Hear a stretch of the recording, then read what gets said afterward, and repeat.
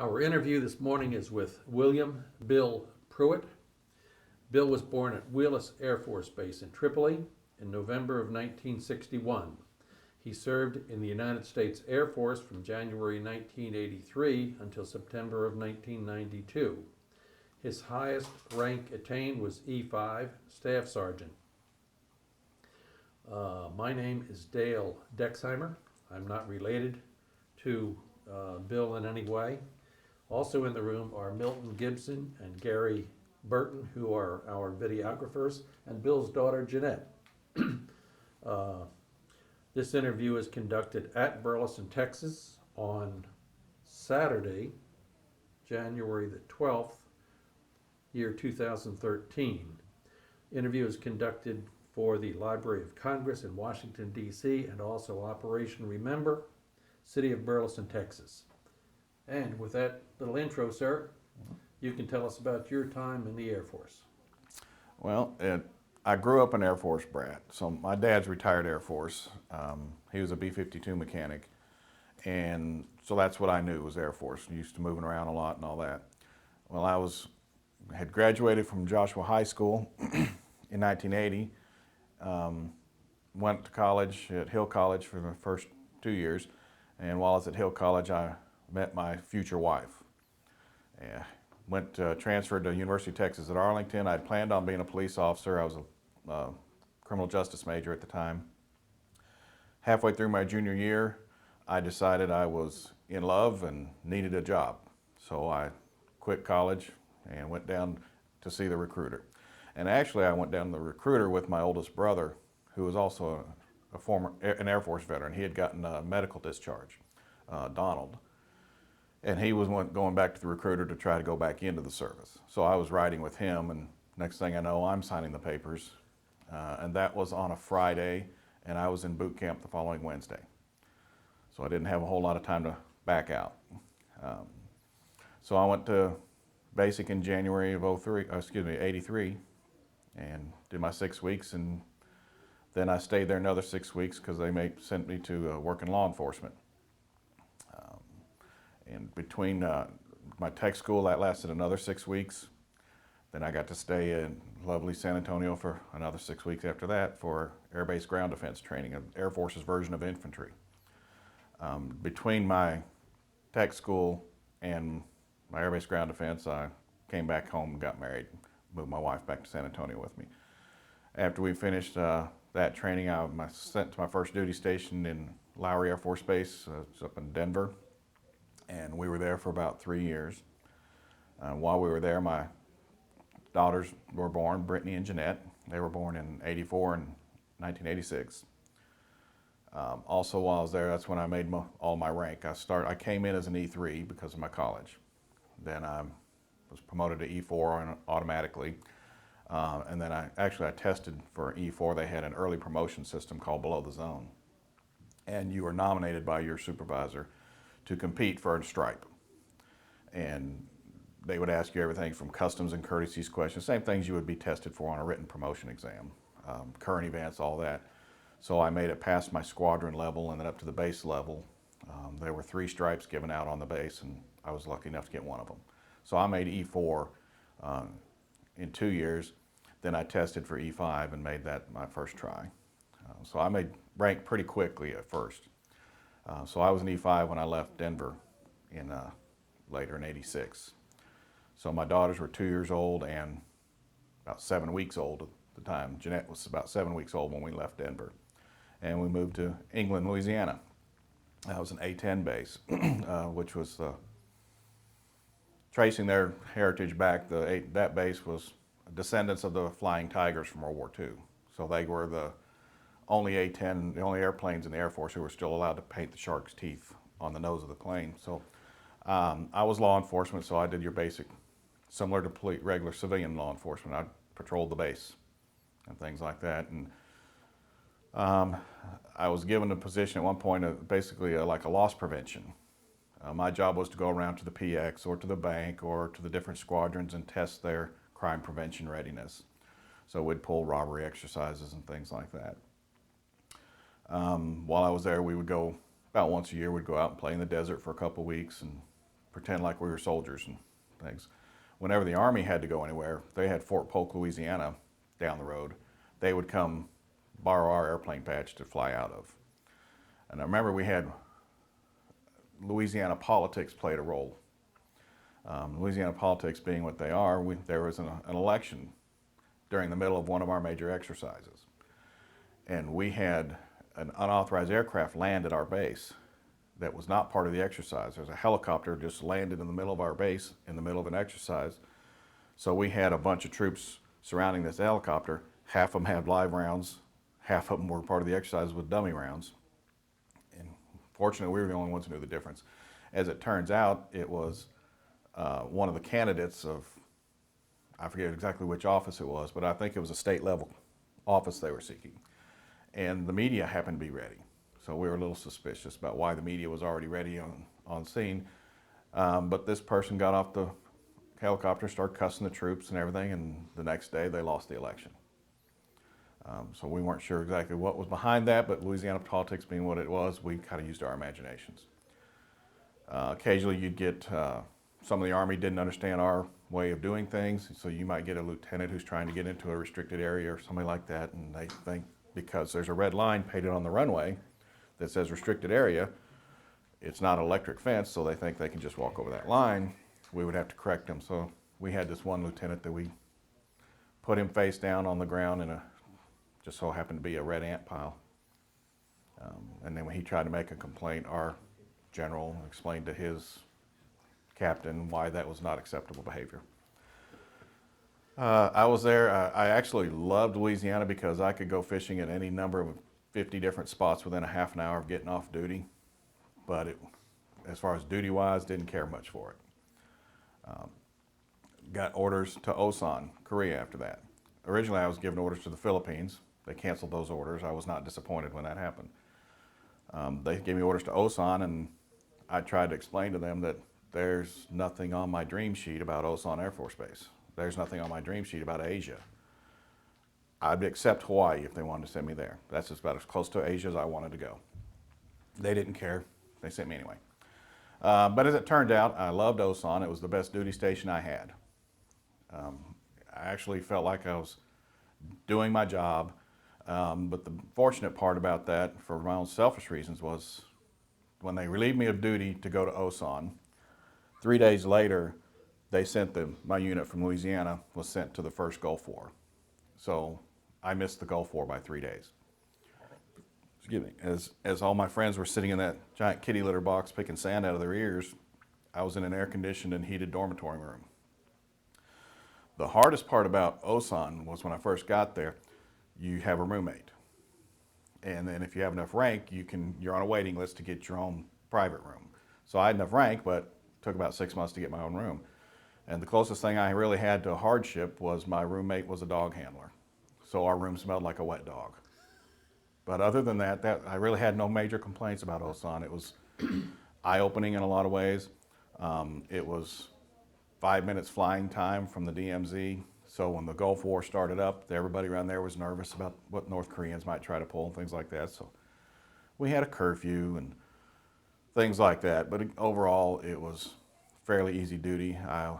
I got lucky enough to be assigned to U.S. military customs, which just meant I sat in the airport and looked through their suitcases, just like you do when you fly into the States going through customs. When I first started, we handled all the customs for all the Army troops rotating through. The vast majority of them would rotate through Osan. So we might get a 747 once a day, 500 troops on it, along with all the other smaller aircraft we might do. So we were fairly busy. But when the war started, when the actual shooting war started, the Army stopped rotating. So we went from a 747 a day, clearing through anywhere from 500 to 1,000 troops a day, down to one a month. So we might clear a couple of dozen troops a day. So we would be doing customs on F-14s, and it doesn't take long to clear a crew of 2, as opposed to a 747 load of troops. But it was interesting because we'd always give them a briefing when the troops would come into the terminal and explain what you're allowed to have and what you're not allowed to have. They had an amnesty. If you have something you're not supposed to have, drop it in the dumpster, no questions asked. And it's amazing, the guilty conscience getting a hold of people or something, because you're not allowed to bring pornography into Korea. But they define pornography differently. You could bring a Playboy magazine, but we were getting everything from Playboy magazines to Sears catalog. If it showed underwear, people were trying to get rid of it because they didn't want to get caught with it. But it was interesting. We did catch one guy. He got investigated by the Army. It was an Army troop came through, and he had some child pornography on him that we caught. We caught another guy trying to sneak a pipe bomb in. And he wasn't a bad guy. He was just a civil engineering troop who thought it'd be fun to see what he could do with a piece of pipe. He was just young and dumb. So other than that, there wasn't a whole lot.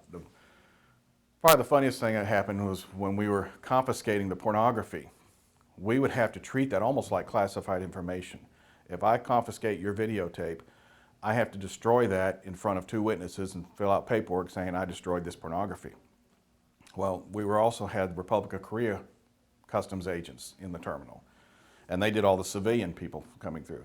Well, when they confiscated pornography, they didn't have the same safeguards. So their office was right next to ours, so you could hear them in their office giggling and laughing like junior high kids when, oh, you come look, you come look. So it was interesting. They were a lot of fun to work with. Probably the highlight of my tour was when they were asking for volunteers to work security at Christmas for the USO tour. Well, I was a cop. I had nothing else to do. Everybody wanted to work on Christmas Eve and Christmas. Nobody wanted to sit around their dorm room by themselves on Christmas. So the problem was finding something for everybody to do. They asked for volunteers to work security, and in spite of the best advice that my dad had given me, I volunteered. I was assigned to work security for the Dallas Cowboy cheerleaders, and somebody had to stay with them while they ate dinner. So somebody had to go to dinner with them and sit by them and make sure they're safe. During their show, somebody had to stand out in the parking lot. Somebody had to stand at the back of the theater. They did their show like on a stage in the movie theater. Somebody stood at the back of the movie theater. Somebody had to stand on the side of the stage next to them. Being the giver that I am, I stayed on the stage with them. Took pictures and everything. Sent some pictures back home to my wife, and she returned them in a less than pristine state. The pieces and torn and crumbled, and she wasn't real impressed with my celebrity status at the time. So we enjoyed doing that. We had all the acts that come through, and overall, Osan Air Force Base was a pretty good place to be during the Gulf War. I was working 5 days a week, 6-hour shifts for the bulk of my tour. Probably the lowest point of my time at Osan was Thanksgiving. All the brass would come out on Thanksgiving, the chaplains and the commanders, and everybody would give them a ride around to go see all the troops and all this morale building thing.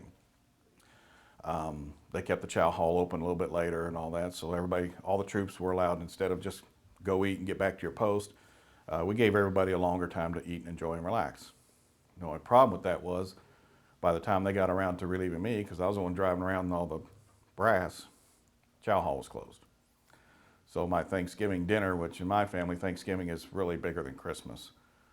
Thanksgiving dinner consisted of a chicken sandwich at the Burger King. So again, but compared to my friends in the Gulf, that was still pretty good. They also forgot to give me orders when I was leaving Osan. So everybody around me who rotated in with me got their orders, figuring out where they're going. So I went down to the base personnel office to find out where my orders were. And they said, we don't have any, you're not going anywhere. And I was disappointed to hear that news. I asked them why not. And they said, well, you don't have enough time left in your enlistment. So I've got 9 months left. At the time the regulation said you have to have 6 months left. They said, oh, okay, our bad. They went back. So then they finally decided to give me some orders. And again, in the infinite wisdom of the military, they gave me orders to Whiteman, Missouri. I had never heard of Whiteman Air Force Base, Missouri at that point. So it was certainly not on my dream sheet. But as it turns out, it was another stroke of luck. Whiteman was a wonderful assignment. I actually loved Missouri, loved my job. I would probably have stayed there had I found a job when I got out, but that's when my enlistment ended. It was time for me to get out at that point. I'd always made the decision, if I'm going to do 10 years, I'm going to do 20. So if I'm going to get out, it's going to be before I hit my 10. So that was the time I made the decision to go ahead and get out. I'd finished my college degree while I was in. I skipped. While I was in Louisiana, I was released on a bootstrap program to go finish my degree. So I went to Midwestern State University in Wichita Falls, finished my bachelor's degree, then came back to Louisiana, went back. So I was technically still active duty, but I didn't have to go to work. I just had to go to school. So when I finished my degree, I decided that I couldn't get into officer school because I had a liberal arts degree, and at that time they were looking for pilots and engineers and navigators, and they didn't have a whole lot of need for political science and criminal justice majors. So I decided to go ahead and get out and put my degree to use. Not a whole lot happened while I was at Whiteman. I was only there about 9 months. And that's when I separated from the Air Force while I was at Whiteman. That was just before they started preparing for the B-2s. They had announced that Whiteman was going to be the base for the B-2s, but at the time I was there, it was still just a missile base. We'd have occasionally, you'd have the nuts that go out there with a sledgehammer, try to beat on the top of a silo. Other than that, wasn't a whole lot going on at Knob Noster, Missouri. Okay. All right, now help me out with some questions. Okay.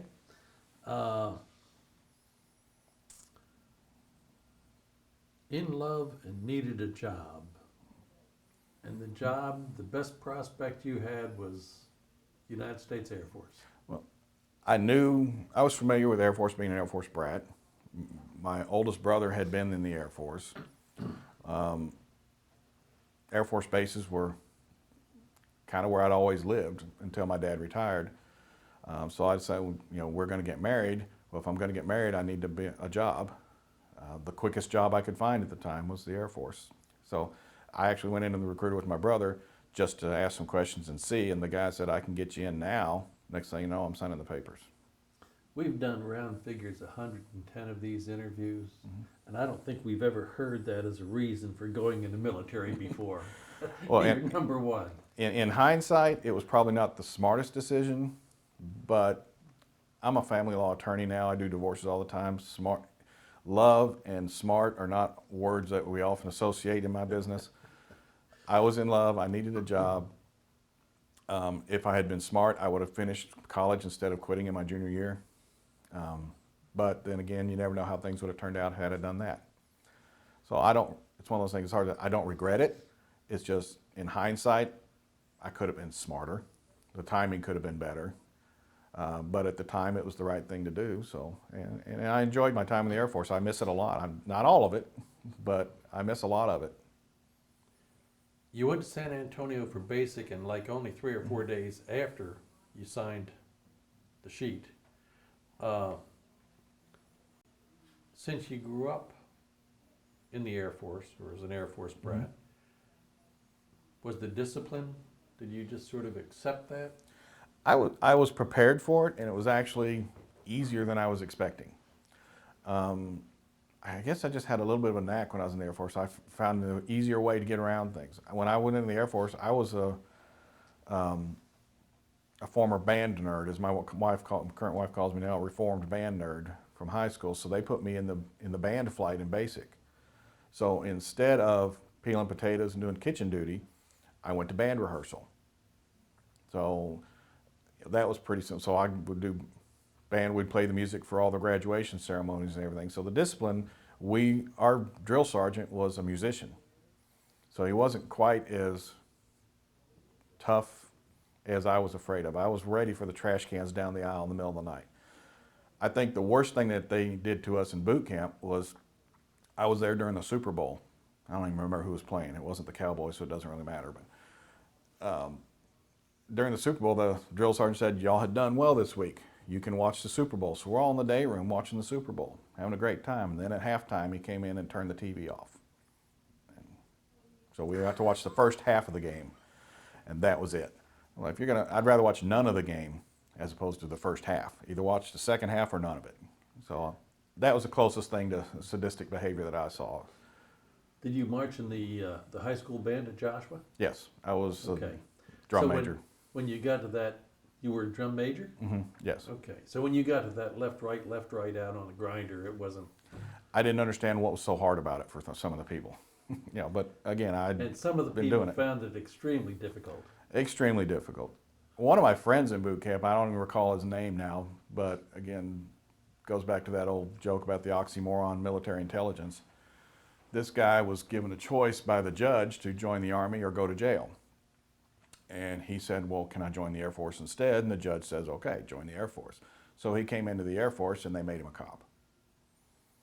It's like, made a lot of sense to me. After your basic, I guess you went to military police school? Right. The What I equivalent of would it. term an AP, Air Police? Or Right. At you? that time, they were very sensitive. We're not air police. We don't Okay. patrol the air. So we are security police. And I said, well, Okay. but I'm not. And then under security police, there were two career fields, law enforcement and security. So you had the guys who walk around the B-52 in Minot, North Dakota in February, and you had the rest of us who manned the main gate and drove around in our patrol cars. So I was law enforcement side. You were in uniform Yes. with a 45 on your hip? 38 at the time. Okay. Revolver. Revolver, and then we switched over to the 9mm later on. But initially it was a 38 revolver. Okay. Smith and Wesson. And another curious regulation at the time, we weren't allowed to have what we call speed loaders. You had to carry loose ammunition in a pouch. We weren't allowed to have the speed loaders at the time. I'm sorry if somebody's shooting at me and I don't get it, the first 6 shots don't count. I don't want to be fumbling around with ammunition, but fortunately that never happened. So I was glad when they went to the 9mm. At least I got more opportunities to make you keep your head down. So we went from 18 rounds of standard issue with the 38 to 45 rounds we had with the 9mm. You ever draw it in anger? Almost. Never actually did. We had an incident when I was in Denver where I had a gate guard who had hit his panic button.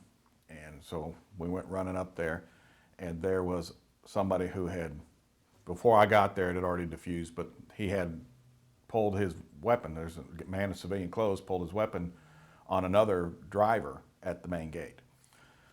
As it turns out, that guy who pulled his gun was an off-duty Denver police officer, and it was a road rage incident. The one vehicle had cut him off, and he followed him up to the gate and drew his weapon out on him because the guy wouldn't stop for him.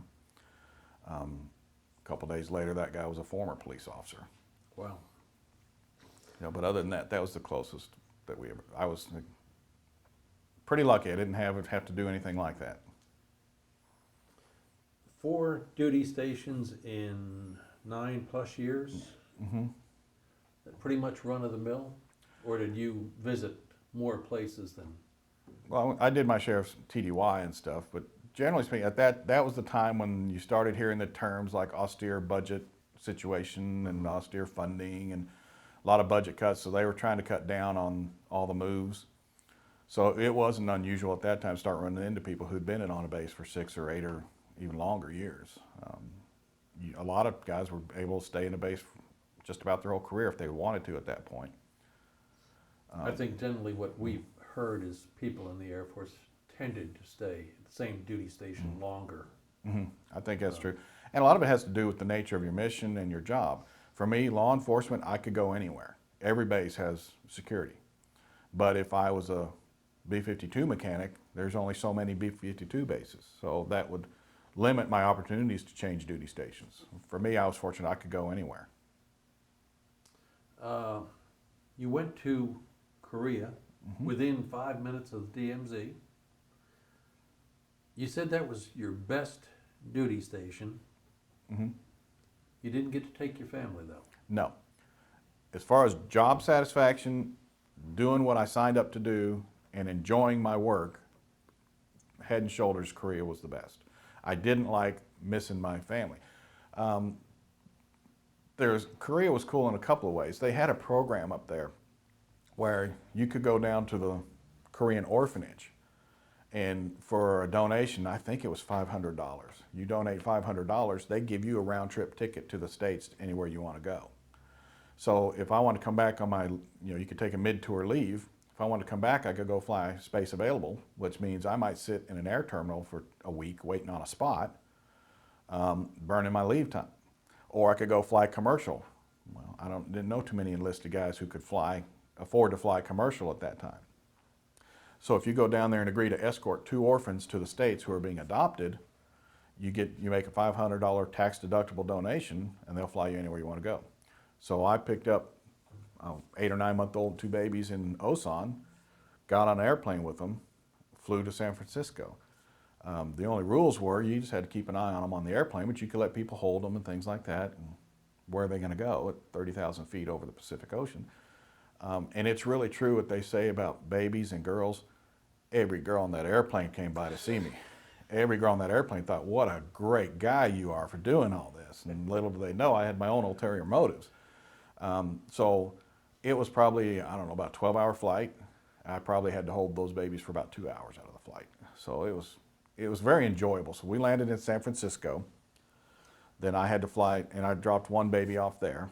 And then I had to fly to Detroit, drop the other baby off to their adopted family. And that family was as precious as the day is long. They already had 3 kids, and they met at the airport, and you had all kids had matching t-shirts, and the littlest kid had, I'm the big brother, then the other one had, I'm the bigger brother, and I'm the biggest brother, and they were adopting a little girl. So all these families, they just want to hug you and take you to dinner, and you're bringing a baby that some of these people had waited 2, 3, 4 years to try to get. So that was pretty cool. The only thing it cost me for that trip is I had to pay for my hotel room in Detroit one night before I could get a flight back to Dallas. And then again, they flew me directly back to Seoul after that. So it was a very enjoyable program. And it benefited me, it benefited the kids, and it was all a really cool experience altogether. I think a thing that a lot of people don't realize about time in the military, you were in Korea, wife, and you had 2 girls. Yes. Here in the States. They stay with your folks or your wife's folks or? No, my wife was from here, so she moved. We left Louisiana. She went ahead and moved back here to the Fort Worth area, and she lived in Everman, which was just minutes from her parents' house. My parents were living here in this area, so this was home. So they moved back here. So she had some close folks and folks to help out with the girls. Right. But maybe it was harder on you. You were the guy in Korea. At times it was. I mean, like I said, you miss it. And this was before everybody had Skype and computer and cell phone. You didn't have computers, generally speaking. You didn't have the internet over there, as far as in my dorm room or anything like that. So you got to, your phone call, we would have a morale call. You were given like a 10-minute phone call once a month. Well, fortunately, I worked law enforcement, and we're the ones who handed those codes out to people who were getting there. So if there were any extra ones at the end of the month, we kind of were first in line to get the extra phone calls that hadn't been used. But I would run a phone bill at that time. This is, again, remember, late 80s, early 90s, so Gulf War, so I guess about 1990 or so. I was running an $800 a month phone bill, just to call and talk to home, once a week. So we were allowed to use a phone if you had the money to pay your phone bill, but there wasn't any internet service or anything like that. So yeah, that was difficult, especially birthdays and holidays and things like that. You've mentioned several times you lived in a dorm. In Korea, yes. On the base. Right. And had, I guess you could get 3 squares a day there in the same building, or Chow Hall down the street, whatever. Chow Hall's down the street, but the problem was if you were receiving separate rations, if you had a family, you got separate ration pay. So you were only allowed to eat in the Chow Hall, I can't remember what it was, 5 meals, 7 meals a week. So I couldn't eat 3 meals a day in the Chow Hall, even if I wanted to. So you were kind of on your own. So you get pretty creative with your microwave skills. Sometimes you get creative with a hot plate in the dorm, as long as you don't get caught, things like that. But if you were receiving your separate rations, you couldn't eat in the Chow Hall every meal. You have some interaction with Korean nationals? I did have some. For the most part, it would be when a GI would go downtown getting into a scuffle or things like that. We would go down with the Korean police. We were more or less bystanders. We weren't actually able to do a whole lot. We did have a separate unit for town patrol, but I was driving a patrol car except for the time I was working customs, so I didn't have a lot of direct interaction, at least not a negative direct interaction with the Koreans. Some of the culture shock was when you saw a box of condoms kept at the main gate. And you could go down to the emergency room 24 hours a day at the hospital. They had a card index, a card catalog. You could see if your girlfriend's name was in there. And that was not a good sign. If your girlfriend's name was in there, that means she had been treated for social diseases and things. We had a lot of GIs would get themselves into trouble. I had one young troop who said that he couldn't go downtown anymore this month. And I said, why can't you go downtown? I'm out of money. Well, so you don't have to spend money to go downtown and just see the place, explore. He says, no, you don't understand. I can't go down there, because he would go down to one of the back alleys that you weren't supposed to go to, and he would spend all of his money on girls. I said, so I had to try to explain to him why that was probably not a good long-term career plan. You're going to come back with something they'll name after you, whether it's a disease or a child, it doesn't matter. You don't want anything named after you that you have to leave Korea with. But for the most part, what I liked about Korea, there were two types of troops that I dealt with in Korea. You had the people who loved it and the people who hated it. The people who hated it tend to be kids who sit around the dorm pining away for missing home and just being miserable, watching your two channels of television. You got CNN 24 hours a day, and you got Armed Forces TV, I don't know, 12 or 18 hours a day. So very limited entertainment options if you're just going to sit around the dorm room. And those are the people who hated it. The people who enjoyed it were the ones who got out away from the base. It's fascinating the way they do some things in Korea. For instance, one of the odd things in Korea that struck me was I didn't see any grass. There's not any lawns in Korea. You know, the people who live in town, obviously they don't need any, there's no grass in town. So you get out on the farms, even there's no yards, there's no lawns. It's either paved or it's got a crop on it. And they have what they call the apple pears. And they're just, it looks like a giant apple, but it's got the texture of a pear. It's delicious fruit over there. But those farmers would go out and wrap each fruit on the tree with newspaper to keep the birds off of it. And I just thought, how work intensive is this for you to go up and wrap each apple on each tree to keep the birds off of it? So their willingness to work their tails off for such a modest standard of living, to me, was fascinating. I think it should have been mandatory, in my opinion. Everybody in Korea should have to go see the DMZ, because that was probably the most sobering experience. This is before the shooting started in the Gulf War, but it's still nonetheless standing 5 feet away from a North Korean guard who, if you're worried that if you flinch wrong, he's going to pull a gun on you. You weren't allowed to wear your normal camouflage uniform, because that was considered an act of aggression. You couldn't wear battle dress uniforms. We had to wear Class A's, or with us at least the short sleeve blue shirt and slacks if you go up there on a tour. So we got to see Panmunjom. And we were in a room where a row of microphone cables down the middle of the table was the border. And outside of this building, if you stepped across that sidewalk, they will shoot you. And so it was very sobering, and let everybody know you're all growing up on a bus. Okay, nobody lift up a camera. You're not allowed to take camera pictures at this point, and we don't want you taking pictures of where we got the landmines buried and stuff. And to know that the troops up there are nothing more than a speed bump if North Korea decided to get a little frisky. And again, even in Seoul, we're an hour's drive, but 5 minutes flying time if somebody wanted to get crazy.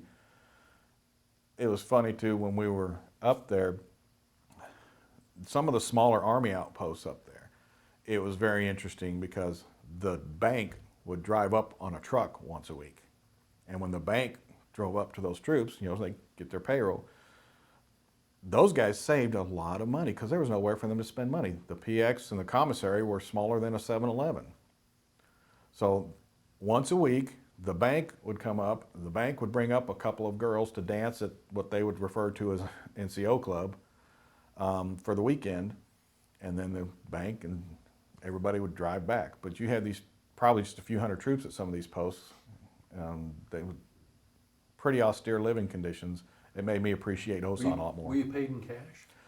No, I wasn't. Okay. No, but I had access to a bank. I had access to, everything you have access to here in the States. But some of those guys up there on the, literally just off the DMZ, I'm not sure exactly how they worked it, if they were paid in cash or what, but they didn't have much need for cash up there. Where were they going to go? You mentioned before going to Burger King. Mm-hmm. Did you really have a Burger King? Yes, there was a Burger A King. franchised? Yes. Or It was a Burger King, just like you have here, except for some of the people had some language skills issues. It might be a little hard to communicate. Some of them, their English skills weren't that great. was there a Korean counterpart to the Burger King? No, when you went downtown, there was no fast food, anything off base. There were plenty of restaurants, and one of the things we would do is we'd get new troops in, and we would take them out to dinner. And we would say, let us order for you. This is a new experience for you. We'll order for you. And one of the staple dishes you'd get almost any restaurant down there was bulgogi, which is kind of a stir-fried beef. It's delicious. And we'd sit there at a table and they'd bring us out a bulgogi, but we'd order kegogi for the new troop. Kegogi was easy to distinguish between the two because kegogi referred to canine. There was not, in the year I was in Korea, I did not see a single stray dog, not one. The only dogs I saw one dog pet downtown. Other than our military dogs, I didn't see a dog in Korea. I saw a lot of stray cats, but they didn't have a stray dog problem. Now, I'm not sure what they did with all those stray dogs, but they weren't running around causing any problems.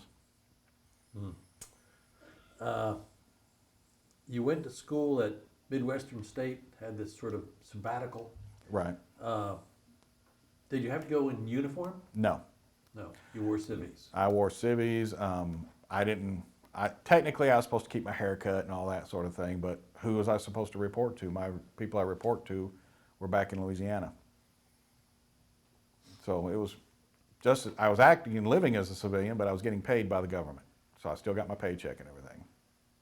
Whenever I had to go on base for a medical appointment or things like that, I would make sure I had a haircut and didn't want to draw any negative attention, but I wasn't losing sleep over my haircut most days.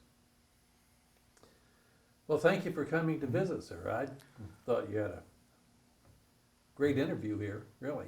Thank you. We heard a lot of things we've never heard before. We appreciate your time in the service, sir. Appreciate you coming to visit and bringing Jeanette. Well, thank you. I appreciate it. It was kind of fun.